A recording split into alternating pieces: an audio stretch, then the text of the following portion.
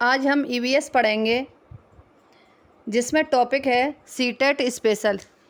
EVS को हम CTET के लिए पढ़ेंगे। ये शॉर्ट्स नोट्स हैं ईवीएस के, जिसे हम सीक्वेंस से देखेंगे। कोयल अपना घोंसला नहीं बनाती, यह कोए के घोंसले में अंडे देती है। गौरैया कहीं भी घोंसला बना लेती है, जैसे अलमारी के ऊपर, आईने के पीछे इत्यादि। कबूतर भी गौरैया की ही तरह कहीं भी घोंसला बना लेता है, जैसे पुराने मकान खंडहरों में। फाख्ता कैक्टस के कांटों के बीच या मेहंदी की मेड़ में घोंसला बनाती है। कोए पेड़ की ऊंची डाल पर घोंसले बनाते हैं।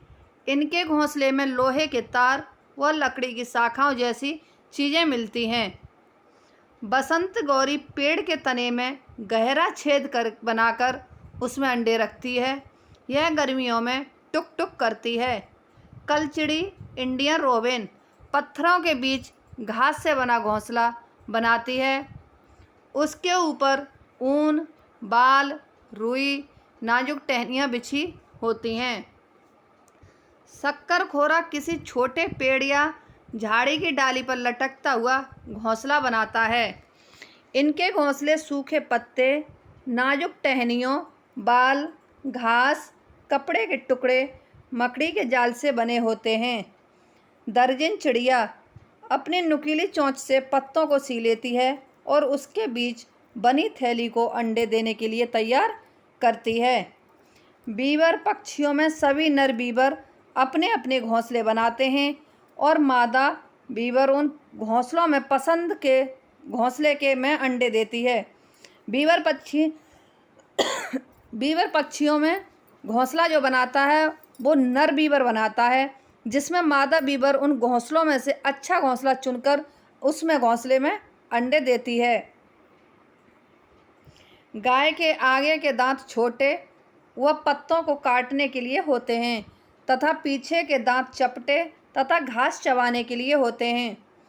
सांप के दांत नुकीले तो होते हैं, पर वह अपना शिकार चबाकर नहीं करते, उसे पूरा निगल जाते हैं। गिलहरी के दांत हमेशा बढ़ते रहते हैं, दांतों से कुतरने के कारण घिसते रहते हैं। गिलहरी के दांत हमेशा वृद्धि करते रहते हैं और इसलिए वो कुतरने के काम आते हैं। अगर नहीं होंगे तो जबड़े में फंस जाएंगे, जिसके कारण गिलहरी की मृत्यु हो सकती है। बिल्ली के दांत नुकीले होते हैं, जो मांस को काटने और फाड़ने के काम आते हैं। अब हम बिहार से संबंधित कुछ टॉपिक लेंगे।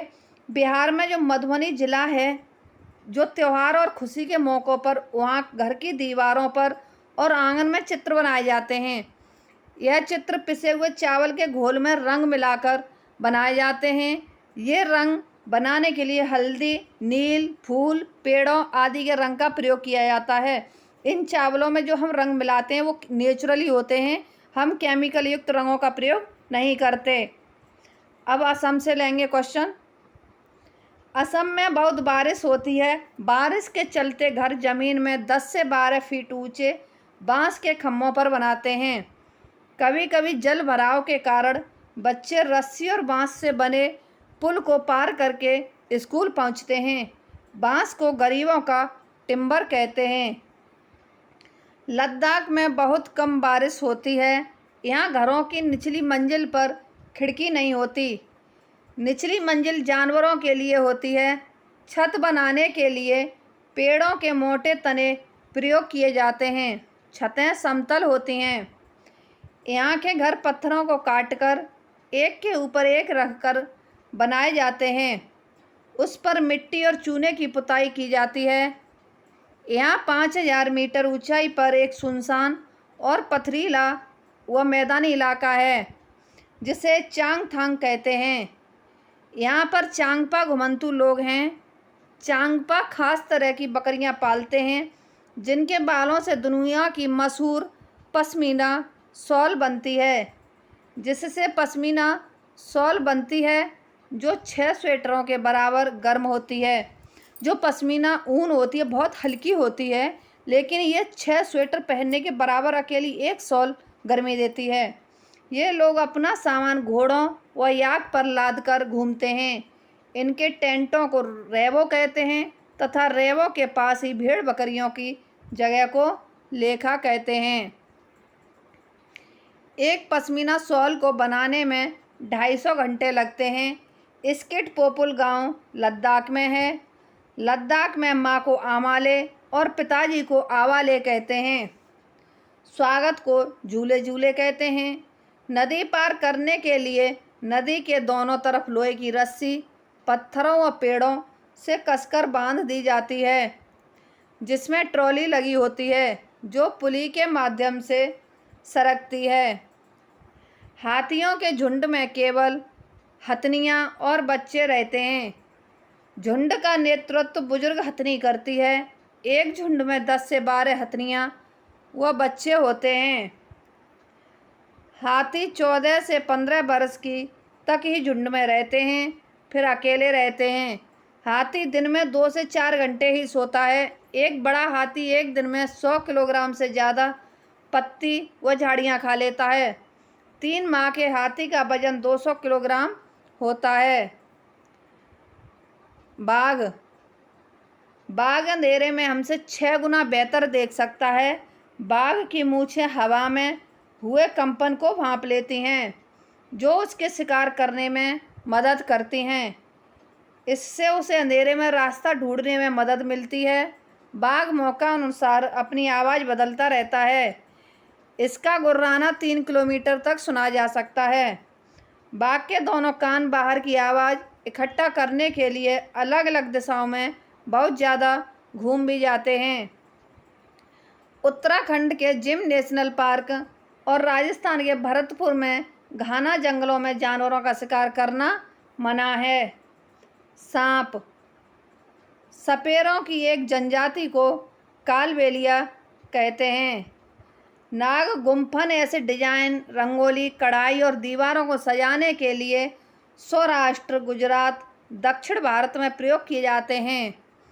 बीन, तुम्बा, खंजरी, ढोल, बीन पार्टी के बाजे हैं।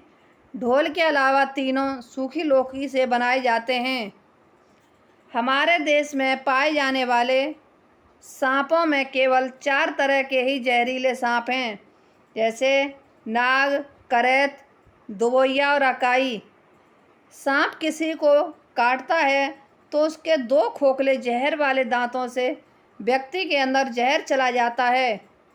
इस जहर से बचने के लिए सीरम नामक दवाई दी जाती है, जो सांप के जहर से बनाई जाती है। उड़ीसा के कालाहांडी जिले में सर्वाधिक चावल पैदा किया जाता है। आत्रेपुरम गांव आंध्र प्रदेश में स्थित है। पुणे से कोलकाता तक रेल से जाने में 2 दिन लगते हैं। नेफेंथिस नामक पौधा ऑस्ट्रेलिया, इंडोनेशिया और भारत के मेघालय में पाया जाता है। यह पौधा कीड़े की मकोड़े और छोटे जीवों का शिकार करता है। उसका आकार लंबे घड़े जैसा होता है, जिसके ऊपर पत्ती का ढक्कन लगा होता है।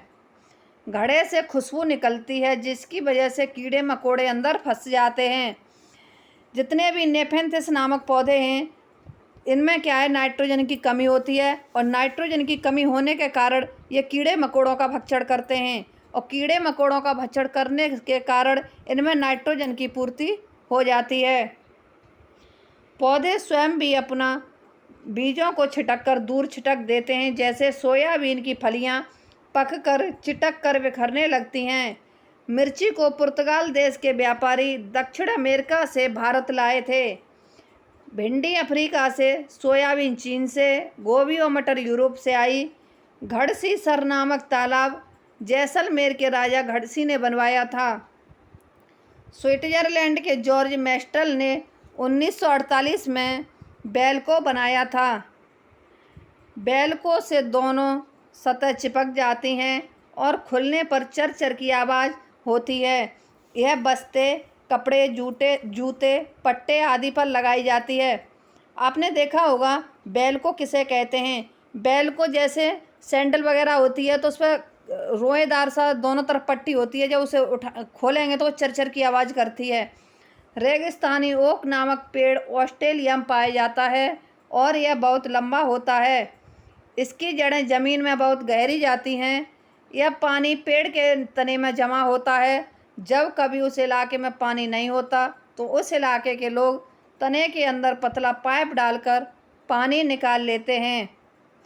बरगद के पेड़ की लटकन, इसकी जड़ें होती हैं, वे टहनियों से निकलती हैं और बढ़ते बढ़ते ज़मीन के अंदर चली जाती हैं। इस पेड़ को सहारा प्रदान करती हैं। नल्लामड़ा आंध्र प्रदेश में है। कफ परेड़ मुंबई में है। होलगुंडी गांव कर्नाटक में है। बाजार गांव महाराष्ट्र में है। मुख्तारपुर गांव आंध्र प्रदेश के पोचमपल्ली ज़िले में है। पोचमपल्ली ज़िले में ज़्यादातर परिवार बुनकर हैं। इस बुनाई को पोचमपल्ली नाम से जाना जाता है। मलयालम में चाचा को चिट्टपन और चाची को कुंजम्मा कहते हैं। चेन्नई से कोच्चि ट्रेन से जाने पर 12 घंटे लगते हैं। आबू धाबी देश रेगिस्तानी इलाके में है। यहाँ की स्थानीय भाषा अरबी। यहाँ पानी बहुत कीमती है क्योंकि यहाँ न तो वर्षा है और ना ही नदियाँ, झील, तालाब। यहाँ रेतीली ज़मीन के नीचे तेल होता है। यहाँ पर सिर्फ खजूर के पेड़ ही दिखाई पड़ते हैं क्योंकि खजूर ही एक ऐसा पेड़ है जो यहाँ उग सकता है। आबू धाबी में रुपयों को दिरहम बोलते हैं। मच्छर हमारे पैरों के तलवों व शरीर की गर्मी से हमें ढूंढ लेते हैं। चींटियाँ कुछ ऐसा ज़मीन पर छोड़ती हैं जिसे सूंघ कर वे एक दूसरे के पीछे चलती हैं। रेशम का कीड़ा अपनी मादा को उसकी गंध से कई किलोमीटर तक पहचान लेता है। इसी के साथ ही आज की हमारी ये क्लास समाप्त होती है। हमारी अगली क्लास कल होगी। यदि हमारी वीडियो आपको पसंद आती है तो हमारे चैनल को लाइक, शेयर और सब्सक्राइब अवश्य करें। इसी के साथ ही हमारी ये क्लास समाप्त होती है। हमारी अगली क्लास कल होगी। धन्यवाद।